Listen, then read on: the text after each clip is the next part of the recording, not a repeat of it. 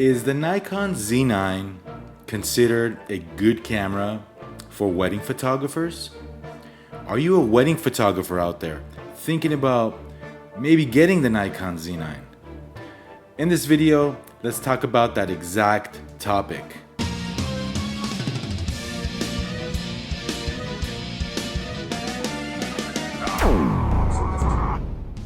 What's good, guys? This is Vahography. I'm Vahagan, your rock and roll photographer.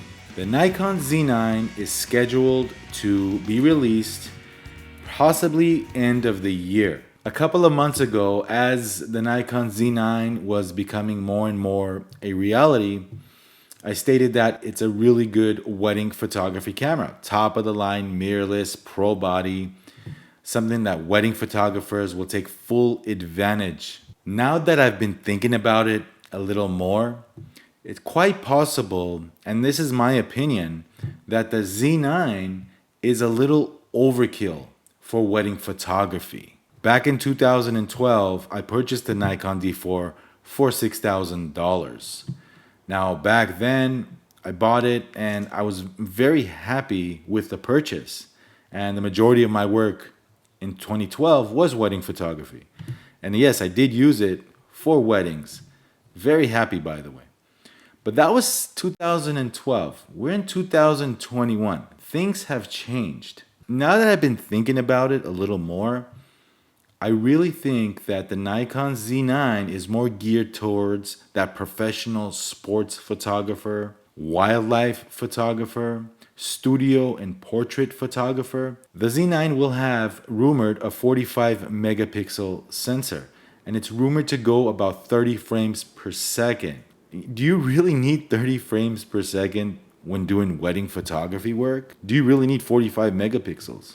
Are you a wedding photographer only, or do you do hybrid work? See, back in the days, and I'm talking to all you film wedding photographers from back in the days. Let me talk to you guys for a second. Back then, we used to do photography, and the video used to just do video, and it was just two separate things. You know, either you were a photographer or you were a videographer. But now, there's a lot more hybrid shooters out there that rely on mirrorless cameras to do both. I'm not talking about a video team that does, the video, and then the photography team that does the photography. I'm not talking about that situation. I'm talking about the individual that books weddings, does photography, and at the same time, one-man band does video clips on the side. That's a hybrid shooter. At the same gig, the customer paid you to do the photography and the video. In that type of situation, you can't really do a full-on video production. You're probably doing clips. You're probably putting together a highlight reel, a cinematography reel of some kind for the bride and groom. So there are hybrid shooters out there. So are you doing both photography and video and those types of terms? If that's the case, then maybe the Nikon Z9, it will be a great camera for you. And if you don't mind paying $65,000 to $7,000 for just the body only, after doing some thinking, I come to the conclusion that I think my Z6 does a great job at weddings. It's fast enough and it produces amazing raw files. The colors. Is the Nikon Z9 overkill for wedding photographers? Again, the Z6 delivers great results for me. The Z6 costs under $2,000. Remember back in the day when we used to shoot film, we used to deliver 200 at the most, shoot 8 to 10 rolls on medium format and deliver about 150 to 200 pictures, printed pictures in an album. Nowadays, what is it? I think nowadays we're delivering thousands upon thousands of shots. Think about it. Back in the day, it was a lot more photography and a lot less back-end editing. Now, we're not only shooting the wedding, we're also doing editing. So we're doing a lot more work these days and getting paid a lot less. Think about it. We're there the whole day, right? We're there the whole day shooting, or whatever it is, 8 hours, 10 hours. We're working the day of the wedding, which I love, by the way. I love taking pictures. We're photographers. We're also editing the files now. That's another separate 1 or 2 days there. Culling the images, editing the images, color correcting, emailing them, sometimes making albums. So what I'm trying to say is that we're doing a lot more work these days and making a lot less money. I don't know about you guys, but back 10, 15 years ago, you used to make a lot more money in photography. And, in photography in general, you used to make a lot more income. There was less photographers. You kind of needed to know photography to do photography, especially the film days. Anybody nowadays can just buy a camera, get good with the settings, and they're photographers, right? That's true to a certain extent. However, you still need the skill set. But back in the day, you really needed to be a photographer to book weddings. And there was a lot less of us out there. So what that means is, since there's a lot less of us out there, we used to make and charge a lot more money back in the day. And again, we used to work a lot less.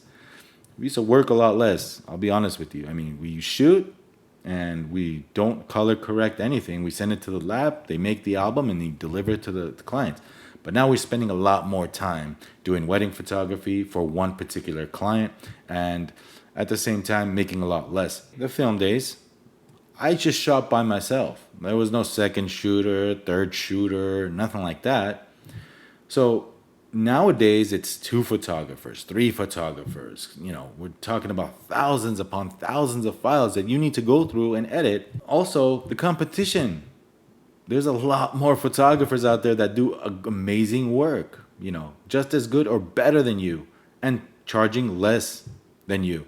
So what I'm trying to say is, back in the day, I didn't second guess about paying $6,000 for this body only camera. Or before that, I didn't mind buying a Hasselblad for thousands upon thousands of dollars, because I knew I was going to make my investment back.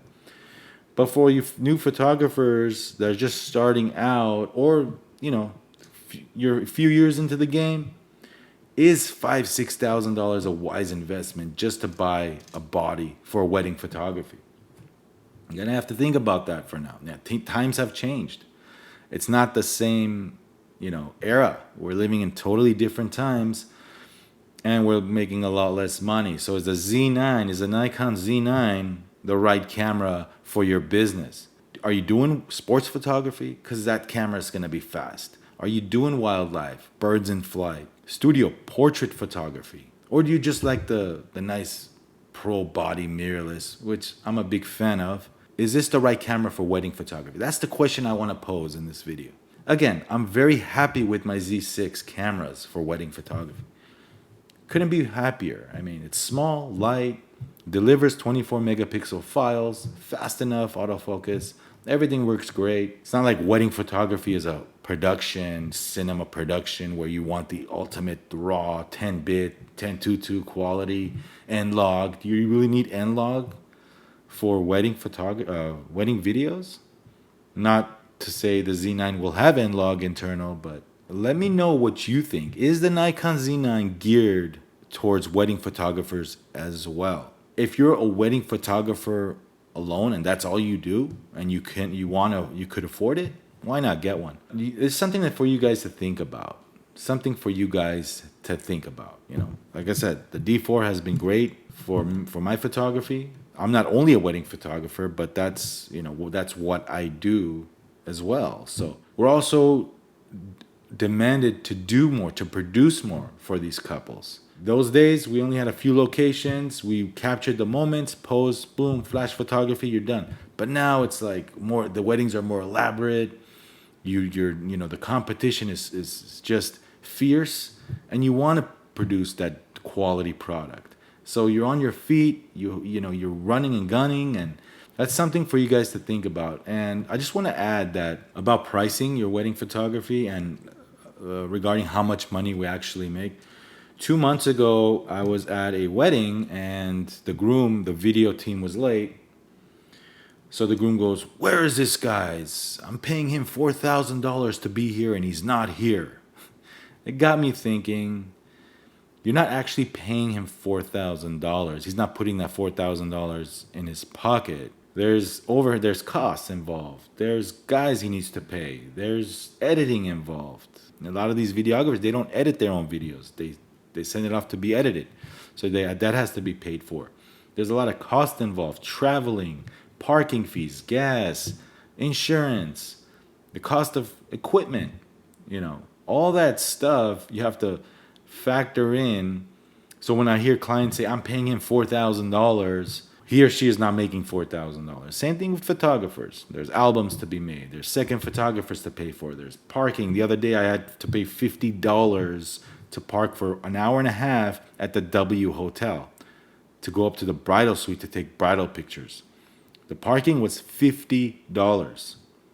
Now, that's excessive, but it is what it is. So all that stuff, there's cost involved. We're not just making the money and pocketing it. These cameras and lenses, they cost a lot of money. The other day, a photographer dropped his lens and busted it on the floor.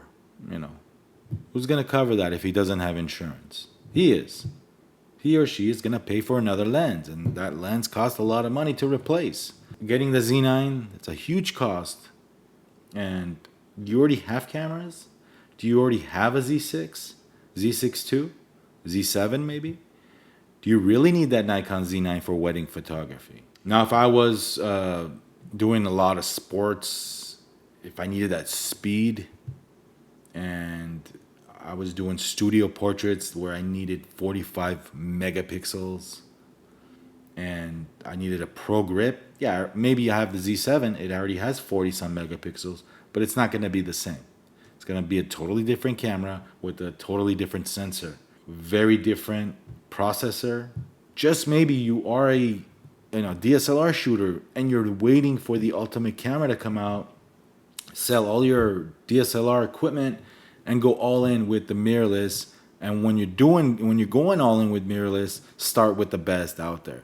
That scenario can be logical, in my opinion, for those of you who are thinking about just diving right into mirrorless because you think it's the time and the Z9 is the way to go. That's a possibility, and that kind of makes sense. So one last thing I wanted to touch on. In 2012, I paid $6,000 for this thing. And back in the day, the dollar had some meaning. And $6,000 10 years ago is not $6,000 today. Give it a thought of what I'm saying.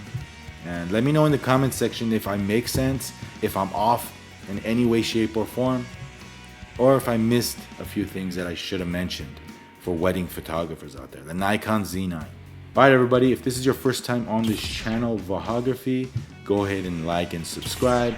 I would love to have you. This is Vahography. I'm Vahagan, your rock and roll photographer. And we'll catch you very soon on the next video.